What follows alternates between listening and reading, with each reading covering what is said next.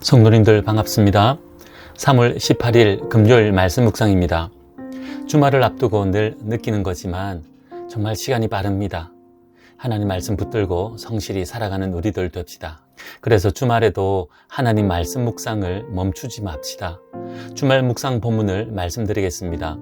토요일 묵상 본문은 레위기 12장 1절에서 마지막 8절 말씀이고, 주일 묵상 본문은 레위기 13장 1절에서 17절 말씀입니다. 의식적 정결 규례를 계속 말씀합니다. 개인적으로 읽고 묵상하시기 바랍니다. 오늘 묵상 본문은 레위기 11장 24절에서 마지막 47절 말씀입니다. 어제 말씀에서는 부정한 짐승을 먹지 말라고 했는데, 오늘 말씀에서는 부정한 짐승의 사체에 접촉했을 때, 그리고 정한 짐승이지만 정상적인 도축이 아닌 경우 그 짐승의 사체에 접촉했을 때 부정하게 된다는 것과 이때 어떻게 해야 정결하게 되는지를 말씀합니다. 본문의 내용을 먼저 살펴봅시다. 본문 24절에서 28절 말씀에서는 부정한 짐승이 어떤 짐승인지 다시 한번 설명하면서 부정한 짐승의 사체에 접촉하면 부정하게 된다고 말씀합니다. 본문 24절, 25절 말씀입니다. 이런 것은 너희를 부정하게 하나니 누구든지 이것들의 죽음을 만지면 저녁까지 부정할 것이며, 그 죽음을 옮기는 모든 자는 그 옷을 빨지니 저녁까지 부정하리라. 두 가지 경우를 설명합니다. 부정한 짐승의 사체를 만진 경우와 옮긴 경우입니다. 그냥 만진 자는 저녁까지 부정하다고 말씀합니다. 하지만 옮긴 자는 저녁까지 부정하지만 그 옷도 빨아야 한다고 말씀합니다. 아마도 부정한 짐승의 사체를 옮긴다고 입고 있던 옷도 더럽혀졌기 때문일 것입니다. 여기에서 저녁까지 부정하다고 하는데, 저녁까지라는 시간은 유대인들에게 하루의 마지막 시간을 의미합니다. 보통은 저녁 6시쯤이라고 합니다. 저녁 6시가 되면 하루가 끝나는 것으로 이해합니다. 그러니 부정하게 되면 하루는 지나야 정결하게 된다는 것입니다. 계속해서 본문 29절에서 38절 말씀에서는 부정한 짐승에 접촉된 다양한 물건들에 대해 설명합니다. 29절, 30절 말씀에서는 먼저 땅에 기는 부정한 짐승의 종류를 언급하고, 이런 부정한 짐승에 접촉된 물건들의 종류와 그 다양한 경우를 말씀합니다. 본문 32절 말씀입니다. 이런 것 중 어떤 것의 죽음이 나무 그릇에든지 의복에든지 가죽에든지 자루에든지 무엇에 쓰는 그릇에든지 떨어지면 부정하여 지리니 물에 담그라. 저녁까지 부정하다가 정할 것이며, 부정한 짐승의 사체가 나무 그릇, 의복, 가죽, 자루, 각종 그릇에 떨어지면 부정하여 지니까 물에 담가 놓고 하루가 지나야 정결하게 된다는 말씀입니다. 물에 담그는 것은 단순하게 씻는 것 이상의 의식적인 의미가 있는 행동입니다. 계속해서 33절, 34절 말씀에서는 질그릇에 이런 부정한 짐승의 사체가 떨어지면 질그릇과 그 안에 담긴 모든 것이 부정하게 되니 깨뜨려 버리라고 말씀합니다. 아마도 질그릇은 접촉된 것이 스며들기 때문에 물에 담근다든지 씻어서 부정의 문제를 해결할 수 없었기에 깨뜨려 버리라고 한 것 같습니다. 35절에서는 부정한 짐승의 사체가 화덕이나 화로에 떨어졌을 경우를 말씀합니다. 이런 때는 화덕이나 화로를 깨뜨려야 합니다. 화덕이나 화로도 씻을 수 있는 물건이 아니기에 깨뜨려야 했습니다. 36절에서는 부정한 짐승의 사체가 샘물이나 웅덩이 물에 떨어졌을 경우를 말씀하는데, 이때 샘물과 웅덩이 물은 부정하여지지 않는다 말씀합니다. 왜냐하면 샘물이나 웅덩이 물은 계속해서 흐르는 물이기 때문에 부정한 것이 씻겨진다고 여겼을 것입니다. 이어서 37절, 38절 말씀에서는 부정한 짐승의 사체가 종자에 떨어진 경우를 말씀하는데, 물 묻지 않은 종자는 이렇게 접촉돼도 정결한 것으로 여겼고, 물 묻은 종자는 이렇게 접촉되면 부정해진 것으로 여겼습니다.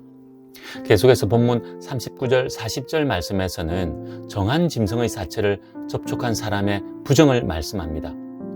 너희가 먹을 만한 짐승이 죽은 때에 그 죽음을 만지는 자는 저녁까지 부정할 것이며, 그것을 먹는 자는 그 옷을 빨 것이요 저녁까지 부정할 것이며, 그 죽음을 옮기는 자도 그의 옷을 빨 것이요 저녁까지 부정하리라. 부정한 짐승이 아닌 정한 짐승의 사체를 만지거나 먹거나 옮긴 경우입니다. 이런 때도 부정하게 된다고 말씀합니다. 그리고 먹거나 옮긴 자는 옷까지 빨아야 한다고 말씀합니다. 정한 짐승인데 이렇게 부정하다고 한 것은 정상적인 도축으로 규례를 따라 피를 처리한 짐승이 아니었기 때문입니다. 먹어도 되는 정한 짐승이 자연사 했던 여러 가지 경우로 죽었던 간에 짐승의 피를 규례에 따라 처리하지 않고 짐승의 사체를 만지고 먹고 옮기는 것은 부정하다는 것입니다. 이어서 본문 41절로 43절 말씀에서는 기어다니는 부정한 짐승을 가증히 여겨 먹지 말라고 말씀합니다. 뱀과 같은 파충류나 발이 많이 달린 지네와 같은 벌레들이 이에 해당합니다. 이제 본문 44절, 45절 말씀을 통해 레위기 11장에서 하신 모든 말씀의 이유를 제시합니다. 나는 여호와 너희의 하나님이라. 내가 거룩하니 너희도 몸을 구별하여 거룩하게 하고 땅에 기는 길짐승으로 말미암아 스스로 더럽히지 말라. 나는 너희의 하나님이 되려고 너희를 애굽 땅에서 인도하여 낸 여호와라. 내가 거룩하니 너희도 거룩할지어다. 사실 이 말씀은 레위기 11장의 이유뿐만 아니라 레위기 전체의 핵심이기도 하고 성경 전체를 통해 우리에게 하시는 말씀이기도 합니다. 하나님께서 거룩하시니 그의 백성으로 삼으신 이스라엘 백성들도 거룩해야 한다는 것입니다. 거룩하다는 것은 구별되는 것입니다. 이방인과 구별하여 거룩하게 하시려고 이스라엘 백성들을 애굽에서 불러내시고 이렇게 구별된 말씀을 주신다는 것입니다. 그리고 본문 46절, 47절 말씀을 통해 레위기 11장의 내용을 정리하며 마무리합니다. 짐승들에 대한 규례를 통해 정결과 부정을 분별하라고 말씀합니다. 오늘 말씀을 묵상해 봅시다. 어제도 말씀드린 것처럼 오늘 본문도 오늘날에는 문자적으로는 지키지 않아도 됩니다. 부정하게 여기는 짐승의 사체를 만졌다고 또 그것이 그릇이나 물건에 떨어졌다고 깨뜨리거나 버리지 않습니다. 저녁까지 부정하다고 격리하지 않습니다. 하지만 당연히 그 의미는 우리가 깊이 묵상하고 삶에 적용해야 할 것입니다. 특별히 오늘 본문에서는 부정한 짐승의 사체에 접촉된 경우 정결케 되는 다양하고 구체적인 기준과 방법을 말씀합니다. 이러함을 통해 사소하게 보이는 일상적인 삶의 부분까지 하나님의 백성으로 구별하여 살기 원하시는 하나님의 마음을 알게 됩니다. 구체적이고 세세한 기준들은 어떻게 보면 굉장히 번거롭게 보이기도 합니다. 굳이 그렇게 해야 하나 하는 마음이 들기도 합니다. 하지만 하나님께서는 그의 백성들이 구별되기를 원하십니다. 오늘 본문 44절, 45절 말씀처럼 이방인과 같지 않게 몸을 구별하여 거룩하게 하라는 것입니다. 그러기 위해서는 이런 사소하게 보이는 부분까지 하나님의 백성다운 모습으로 살아가야 한다는 것입니다. 우리의 모습을 돌아봅시다. 몸과 마음을 구별하여 거룩한 하나님의 백성답게 살기 원하시는 하나님의 마음을 깨닫고 기억하기 원합니다. 사소하고 일상적인 삶에서부터 그렇게 살기 원하시는 하나님의 마음을 기억합시다. 이 말은 바리새인들처럼 삶의 온갖 규정을 만들어야 한다는 말이 아닙니다. 예수님처럼 예수님 따라 예수님 닮아 살아가야 한다는 말입니다. 삶의 사소하고 일상적인 부분에서부터 말입니다. 먹고 마시는 가장 기본적인 부분에서부터 중요한 일에 이르기까지 예수님 닮아가는 우리들 됩시다. 그렇게 살아가는 오늘 하루 되기 원합니다. 기도하겠습니다. 하나님 아버지, 이스라엘 백성들에게 내가 거룩하니 너희도 거룩할지어다 라고 하신 말씀을 오늘 우리에게도 하시오니 그 말씀 따라 거룩하게 구별된 삶을 살아가도록 붙들어 주시옵소서. 먹고 마시는 일상에서부터 거룩을 회복하게 하시고 이 모습으로 세상 사람들에게 예수님의 복음을 전하게 하옵소서. 예수 믿는 사람들이 더하더라 하는 세상의 조롱과 멸시를 우리의 거룩함으로 바꾸어내게 하셔서 끝내 그들을 예수님께로 인도하게 하옵소서. 오늘도 이런 아름다운 삶 살게 하옵소서. 예수님의 이름으로 기도하옵나이다. 아멘. 오늘은 다음 세대와 우리 자녀들을 위해 기도하는 날입니다.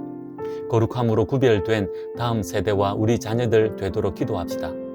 이 시대, 이 나라를 보면 지역 간 갈등, 세대 간 갈등이 그 어디보다도 심한 것 같습니다.